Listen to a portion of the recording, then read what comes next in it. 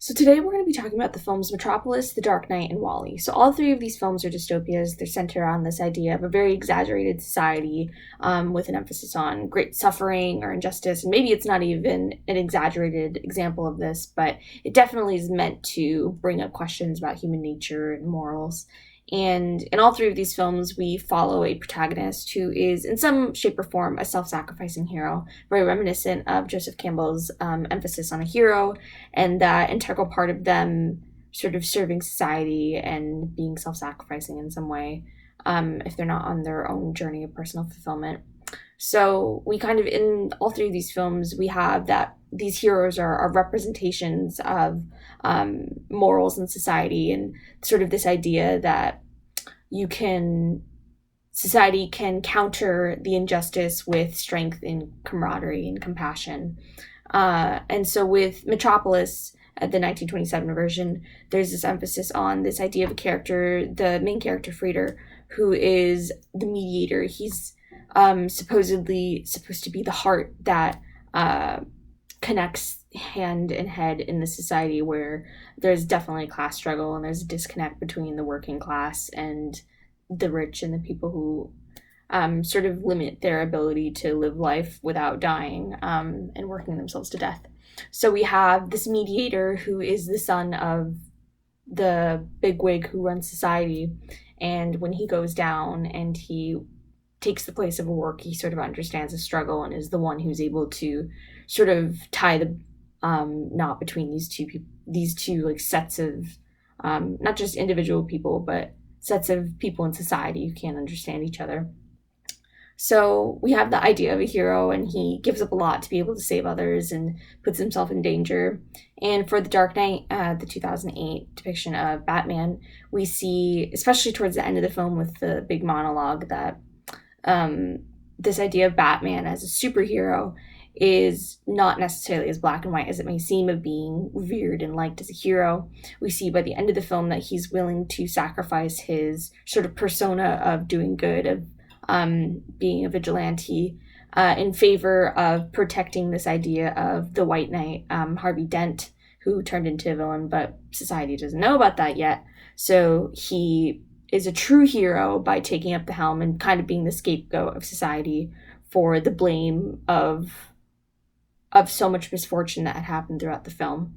And he agrees to be whatever Gotham needs. So it's this idea of sort of struggling between being a savior and a scapegoat, which is similar to, Rene Girard's idea of being a scapegoat, which we'll expand upon later. But it's definitely self-sacrificing to sort of take on that helm of responsibility when really nobody in society is demanding that Batman has to be that person, that it's very much his own choice of who he wants to be. And, wrapping up this idea of heroes, we sort of segue into Wall-E, who is a robot, but very much so resembles human qualities of being able to talk, to emote, and to most importantly care. At this point, the Wall-E very much so brings into question what qualifies as being alive, especially with its emphasis on following robots, the fact that there's not a lot of spoken dialogue for most of the film. So we follow Wall-E as our protagonist, and you kind of see what's important about humanity is our ability to connect and sort of empathize with people. And Wall-E is able to do that, sort of tests the audience's ability to empathize with something that may not be familiar to them. So it's not a human that we're following, it's a robot.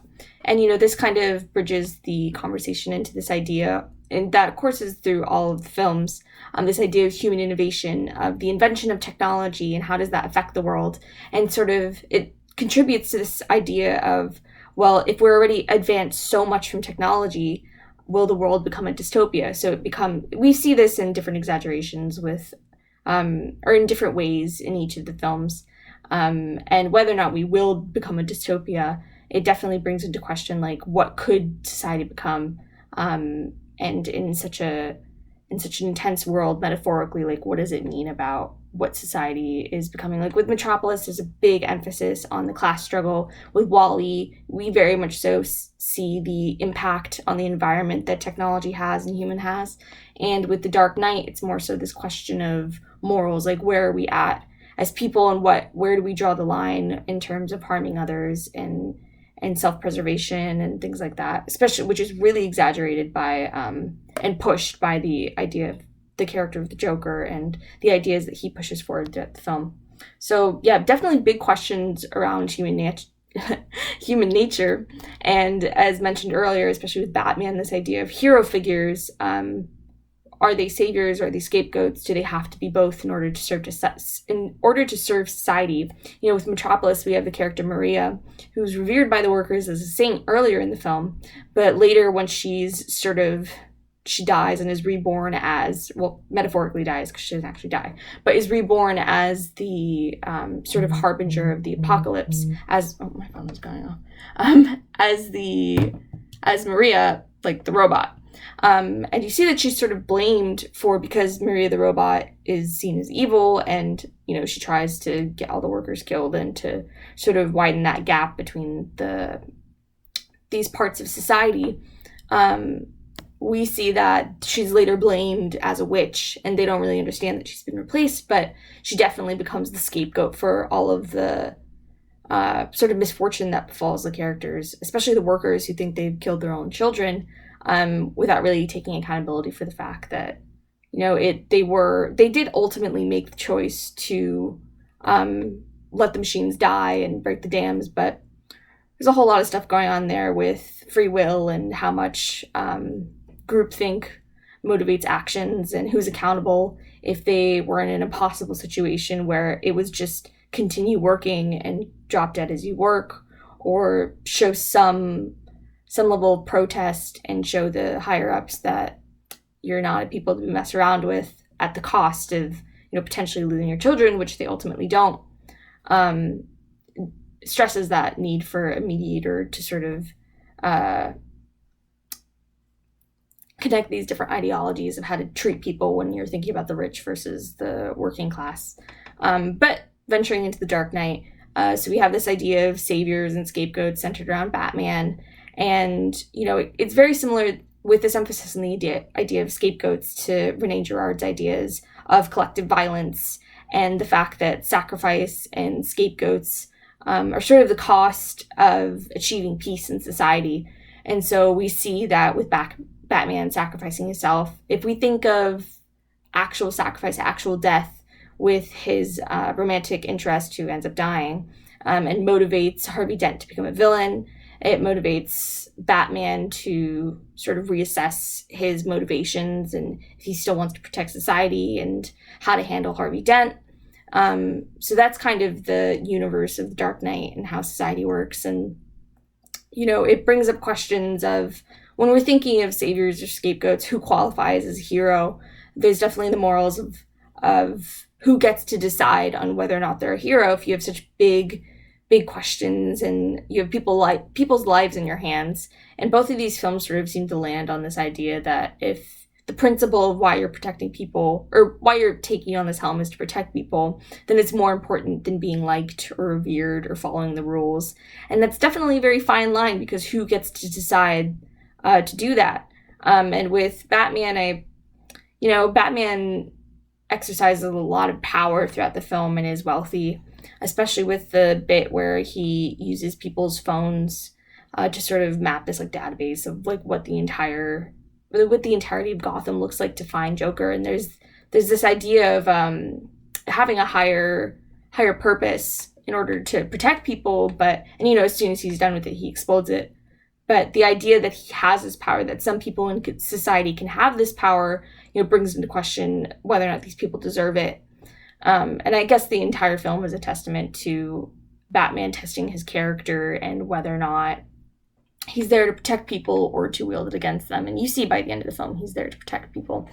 But later we see, especially with Batman in particular and the presence of the Joker, and actually you see this sort of poking at morals in the beginning of the film with the Joker. When society is pushed or encouraged, will they desert the morals, which are sort of constructs of right and wrong, and the rules that they themselves built. So with Metropolis, we kind of see this with the Workers' Rebellion. They exist in this frame of rules that they have to work, but they rebel and they destroy the heart machine, and there are consequences to those actions, but the destruction of the machines are symbolic of them sort of abandoning the rules that constrain them in society. And with Wally, we sort of see this with the humans eventually, with the help of Wally, ignoring the technology that sort of blocks them into their own experience. And they go forth and they forge connections with each other. And then later, when they're trying to place the plant into that plant center of the ship in order to get back home, you see the humans actually getting up off their feet and trying to protect one another when danger is sort of right in their face, and trying to help Wally because they forge connections with him and sort of see that there's a need to protect one another and to get back to Earth.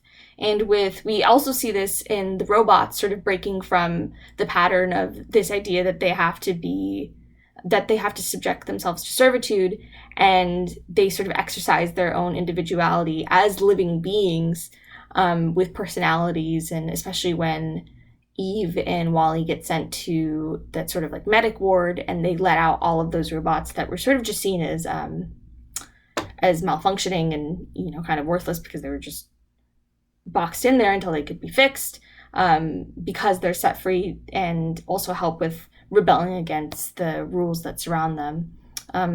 You get to see that they're almost like people, like everyone is different, and they aren't all carbon copies of each other to just work.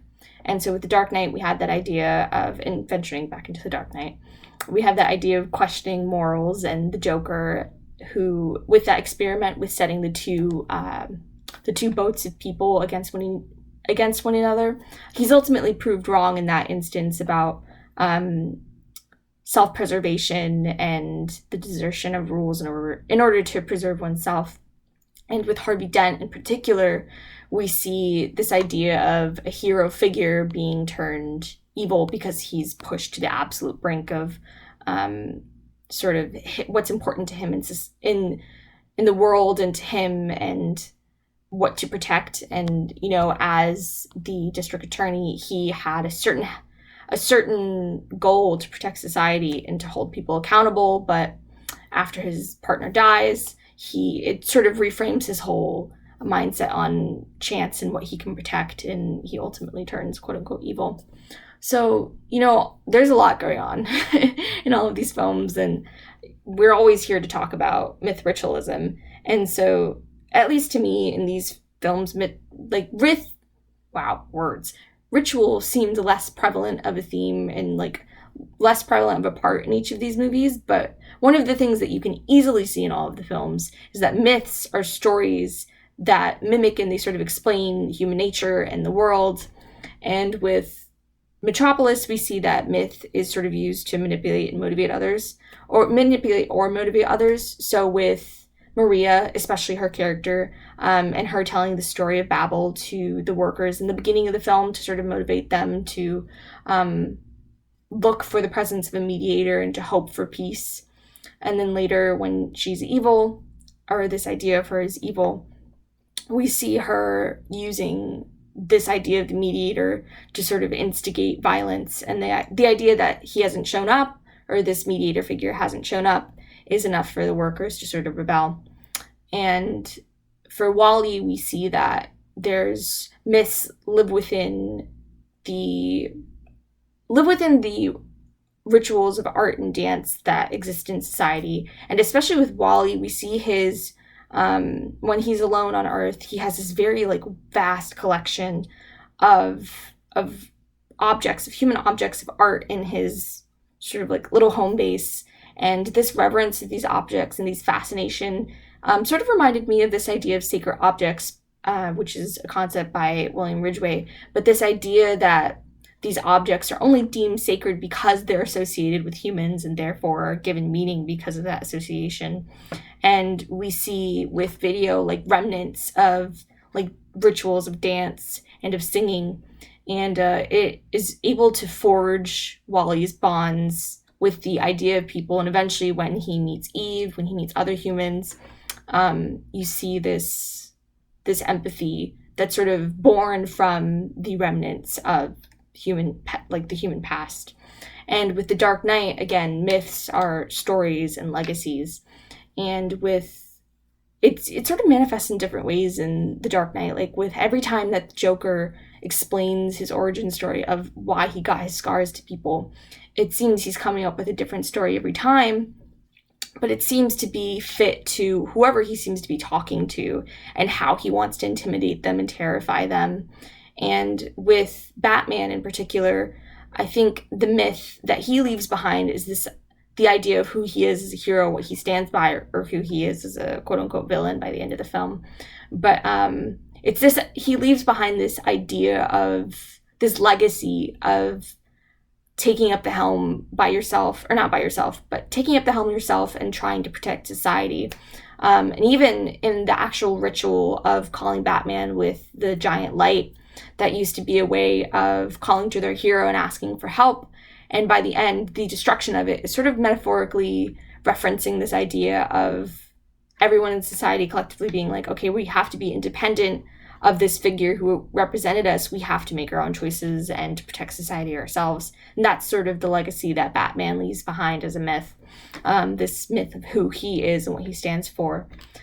So upon, drawing connections between Metropolis and Wally and Dark Knight, there's a lot more going on that connects these films than just looking at them at first glance. But Myth-Ritualism in Metropolis and Wally and the Dark Knight, there's a lot going on there.